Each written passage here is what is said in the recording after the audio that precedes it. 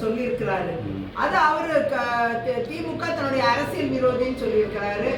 அண்ணாவையும் எம்ஜிஆரையும் வச்சு அரசியல் பண்றாரு.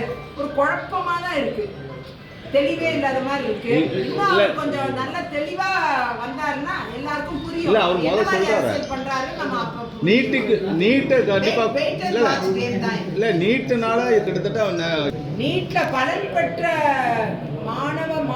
மாணவிகளை அவர் சந்திக்கணும்னு நான் நினைக்கிறேன்.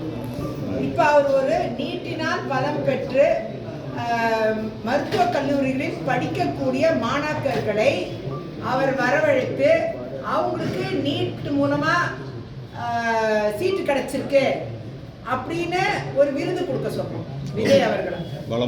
ஆமா, அப்படி ஒரு விருது கொடுத்தாருன்னா எத்தனை பேர் அவர் கையால விருது வாங்குறாங்களோ அப்ப அவர் புரிஞ்சுக்குவாரு நீட்னால் பலனடைந்த குழந்தைகள் எவ்வளவு பேர் இருக்காங்க. திமுக சார்பில் அந்த விஷயத்தை அவர் கைவிடுவார்.